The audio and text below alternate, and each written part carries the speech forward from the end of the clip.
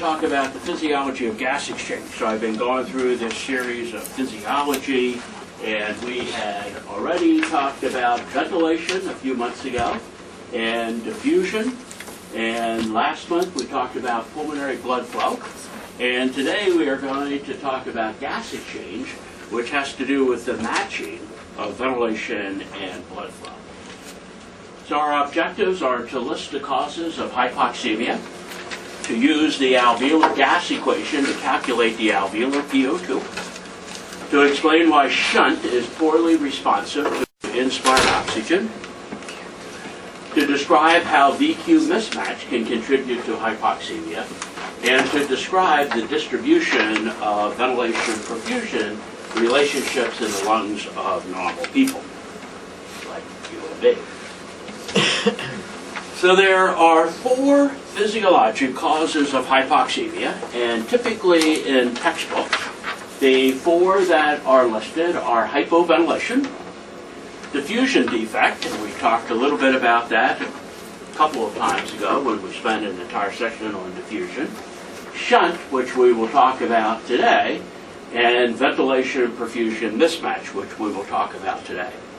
There are 2 other causes of hypoxemia, which are not physiologically based, so they're not based upon lung function per se. And one is a decrease in inspired PO2, and the alveolar gas equation, which we're going to talk about in a minute, describes that. So that can occur with altitude and decreased barometric pressure. So if we hike to the top of Pikes Peak, for example, we will have a decrease in our arterial PO2 because there's a decrease in barometric pressure and a decrease in the inspired PO2. And then cardiac output can contribute to hypoxemia, not in normal persons, but it amplifies the effect of a shunt if it is present. So we will illustrate that later on in the presentation this morning, and we'll show how if there is a shunt present abnormally, if there's a decrease in cardiac output, which decreases the mixed venous oxygen saturation, that makes the effect of the shunt worse. So on this slide, we will derive the alveolar gas equation, which all of us learned at one point or another, and some of us may remember. I'm sure Bob remembers the alveolar gas equation. I won't ask how many others remember the alveolar gas equation, but let's derive it together. So the alveolar gas equation describes the PO2 in the alveolus.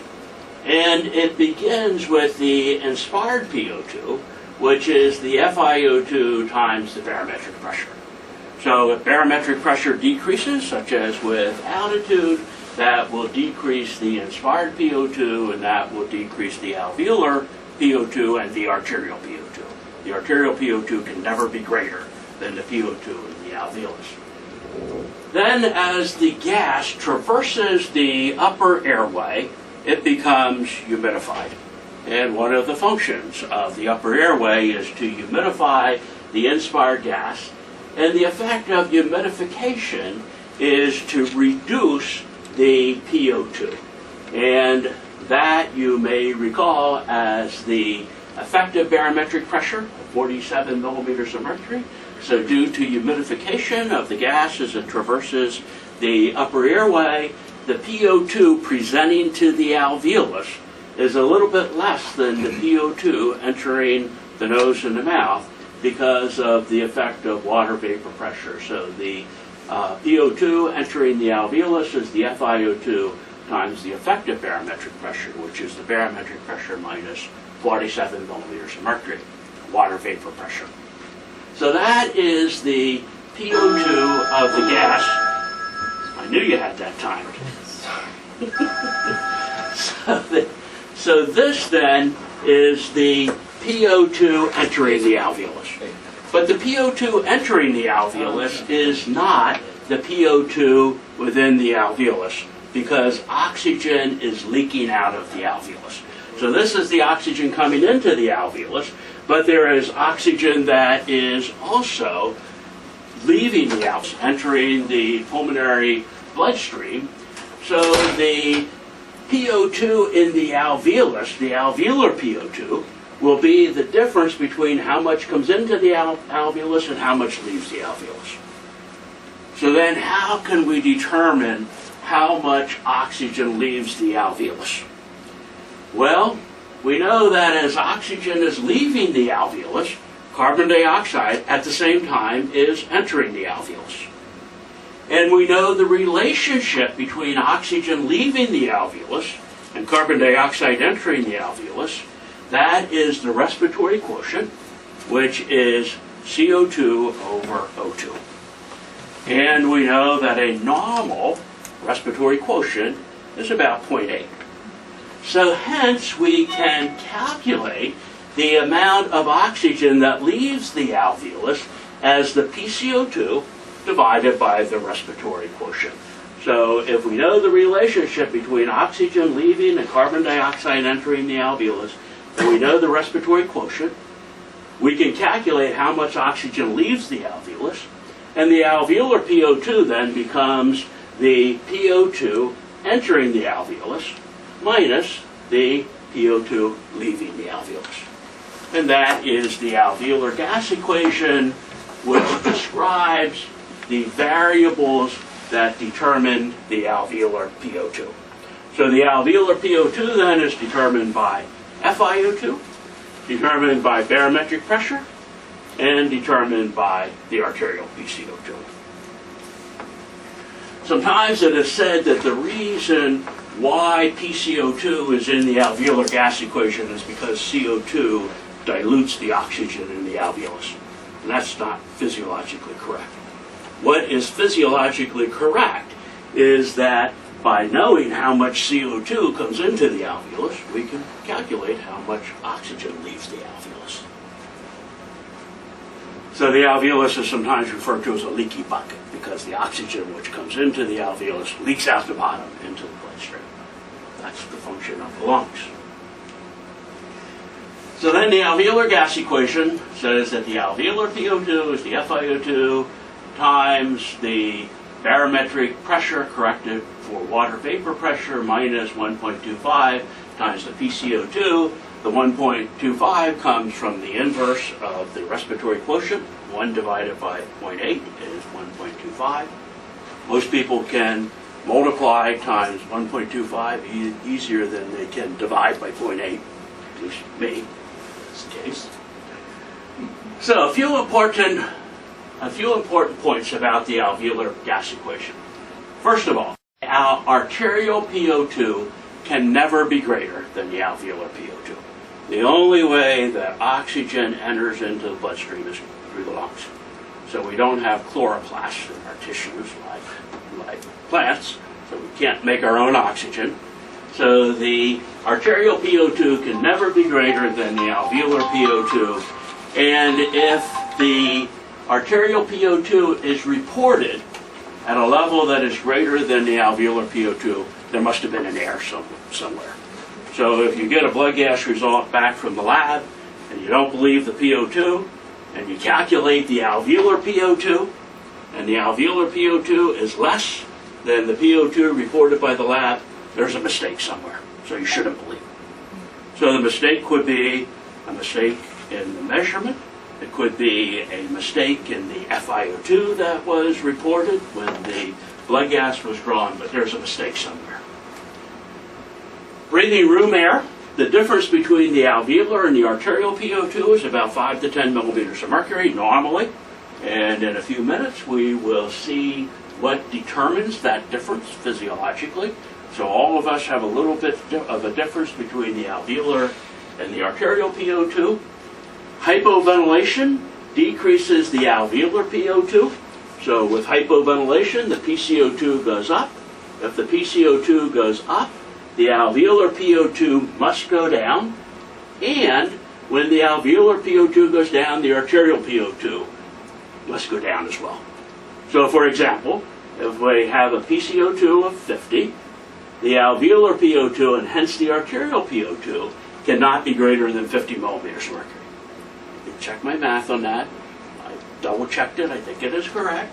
So the PCO2 of 80, the arterial PO2 cannot be greater than 50 millimeters of mercury, breathing room air at sea level.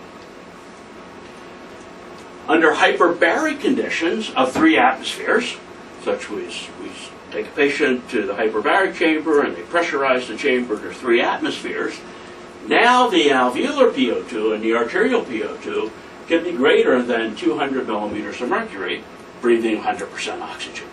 So you can plug in here, the barometric pressure at 3 atmospheres would be 760 times 3. So that inflates this part of the equation, drives up the alveolar PO2 and drives up the arterial PO2, and that is the benefit of hyperbaric oxygen therapy, driving up the alveolar and hence the arterial PO2. So normally then, under perfect conditions, I shouldn't say normally, I should say under perfect conditions, under ideal conditions, the PO2 that is inspired is about 150 millimeters of mercury. That drops in the alveolus to about 100 millimeters of mercury. 40 times 1.25, 40 for PCO2 times 1.25 is 50, so 150 decreasing by 50 to 100 millimeters of mercury. And then at the tissues, the PO2 is about 40 millimeters of mercury, which is about the same as in the mixed venous blood. But as we will see in a minute, perfect is not normal. So there is normally a bit of a drop between the alveolar PO2 and the arterial PO2. So just a word about diffusion as a cause of hypoxemia. We talked about this in detail about 2 months ago when I was here. So diffusion limitation as a cause of hypoxemia is unusual at rest. So none of us have much of a change in the difference between the alveolar and arterial PO2 due to diffusion. With a low diffusing capacity, as can occur with COPD and interstitial lung disease, in combination with a low inspired oxygen, such as at altitude, or a disease causing a low PO2, or an increase in pulmonary blood flow, there can be a diffusion limitation leading to hypoxemia. So even at rest, it is unusual that diffusion will result in hypoxemia, but with exercise, it can contribute to hypoxemia, which is why patients with COPD have a diffusion limitation, have a decrease in their PO2 and oxygen saturation when they exercise. And they need supplemental oxygen during exercise. So then, in the previous slide, I showed a similar figure which illustrated the ideal circumstances. Now what happens normally? So normally the PO2 in the alveolus is about 100 millimeters of mercury, breathing room air at sea level. There may be a little decrease due to diffusion, but that is very, very low. Maybe a millimeter of mercury or so, not very much. There, however, can be, and this should be drawn as actually a bigger drop. I think the intent is that this is a little bit larger drop, but it probably should be even a little bit bigger than this, is a decrease in the arterial PO2 relative to the alveolar PO2 due to shunt. And all of us have a little bit of shunt, which contributes primarily for the difference between alveolar and arterial PO2. So then let's talk about shunt in a bit more detail. So shunt refers to blood which moves from the right side of the heart to the left side of the heart and does not contribute to gas exchange. So with shunt, there's blood that goes from the right heart to the left heart, does not participate in gas exchange. If you like math, you can calculate the shunt fraction by the difference between the pulmonary capillary arterial oxygen content, which is determined by the alveolar PO2 primarily, minus the arterial oxygen content from an arterial blood gas, divided by the pulmonary capillary oxygen content here, leaving the alveolus, minus the mixed venous oxygen content. So if we really want to calculate the physiologic shunt for a patient, we need an arterial blood gas, we need a mixed venous blood gas, which would be drawn from a pulmonary artery catheter, and we need to use the alveolar gas equation to determine the alveolar PO2, and then we assume that the alveolar and the pulmonary capillary PO2 are the same to calculate the pulmonary capillary oxygen content. I remember with your students going through this calculation sometimes in the past up in the NICU. So there are two types of shunt. So this then illustrates three conditions that might occur in the lungs. So the normal condition is that the blood flows from the right side of the heart past functioning alveoli to the left side of the heart. So this is most of the blood flow in all of us. There can also be blood which goes from the right side of the heart to the left side of the heart and bypasses the lungs altogether. Never sees alveoli at all. And that is called anatomic shunt. And all of us have a small amount of anatomic shunt because our bronchial veins dump into the left side of the circulation and the coronary veins dump into the left side of the circulation. So this blood flow goes to the left side of the heart, the left side of the circulation, the arterial side of the circulation does not flow through the lungs at all. And all of us have some of that, and that explains why we all have a small difference between our alveolar PO2 and our arterial PO2. So that small difference between the alveolar and arterial PO2 is determined primarily by our normal anatomic shunt. There are also ways that anatomic shunt can occur abnormally, and perhaps the most common, which we see clinically, not uncommonly, is a cardiac shunt due to a patent foramen ovale or a PFO. So with a PFO, blood moves from the right atrium to the left atrium through the PFO and bypasses the lungs altogether, and that is an abnormal cause of an anatomic shunt.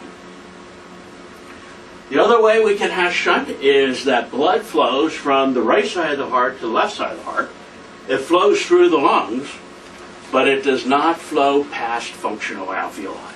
So the blood flows past alveoli that are not functioning, such as would occur with atelectasis, consolidation, edema, where the alveolus is not participating in gas exchange. So the ventilation perfusion relationship is zero, no ventilation with blood flow, and that is a capillary shunt, and a capillary shunt is always abnormal. So none of us should have any capillary shunt if we have normal lungs. So on this slide and subsequent slides, we will illustrate the effect of shunt on the arterial PO2. And we are going to assume in these examples that the shunt is 33%. So 2/3 of the blood flows from the right heart to the left heart and goes past functioning alveoli. 1/3 of the blood goes from the right side of the heart to the left side of the heart without encountering alveoli. Now, when we determine the effect of shunt on the PO2, we need to consider the oxygen contents or the oxygen saturation, because the oxyhemoglobin dissociation curve is not linear. So the oxyhemoglobin dissociation curve or the oxygen content is alinear. So we can't we can't average the PO2 from here and the PO2 from here, because the oxyhemoglobin dissociation curve is not linear between those two saturations. So what we have to average technically we have to average oxygen content, but most of the oxygen content is determined by oxygen saturation, so we can average the oxygen saturations. So the blood here that is coming past the normal alveolus, breathing room air, is going to have an oxygen saturation of about 97%. So the PO2 is going to be about 90, which gives an oxygen saturation of about 97%. The blood that makes it to the left side of the heart, which goes past which is shunted blood, has an oxygen saturation, which is the mixed venous oxygen saturation, and a normal mixed venous oxygen saturation is about 75%. So if we average the saturations, if it's a 33% shunt, we have 2 parts of 97% and 1 part of 75%. And if I did the math correctly, that the average saturation is going to be 88% in the left side of the heart. And if we refer back to the oxyhemoglobin dissociation curve, an oxygen saturation of 88% is a PO2 of 55. So breathing room air, a 33% shunt, should drop the PO2 from about 90 down to about 55 millimeters of mercury. Now, what happens if we administer 100% oxygen? So let's say that instead of this being room air, now we turn up the FiO2 to 1, so up to 100% oxygen. So when we do that, it increases the oxygen saturation only from 97% to 100%. We can't have an oxygen saturation greater than 100%. So the saturation in going past normally functioning alveoli goes up to 100%. The oxygen saturation contributed from venous blood is still 75%. So now if we do our math again, 2 parts of 100 plus 75% divided by 3, that gives us 92%. So the oxygen saturation goes from a whopping 88% to 92%.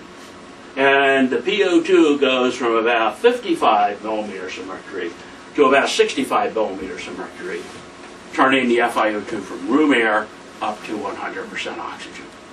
So this makes the point then that in the presence of shunt causing hypoxemia, administering supplemental oxygen doesn't do very much to increase the PO2.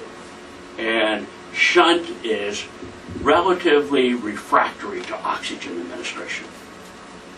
So then if you have a patient whose SAT is 92% on room air, or let's say that's 92% on 40% oxygen, and then you turn the ventilator up to 100%, and their oxygen saturation goes from 92 to 93%. What can you conclude about that patient's lung function? They have a lot of shunt. So then that's things like atelectasis, consolidation, edema. And that is illustrated on this slide where I compare the previous 2 slides side by side. So this is the condition breathing room air. This is the condition breathing 100% oxygen. Going from room air to 100% oxygen with a 33% shunt increases the PO2 by only about, whoop, I put this slide in at the wrong place. So let me go back here. Only increases the PO2 by about 10 millimeters of mercury. I will come back to this slide. I have it misplaced.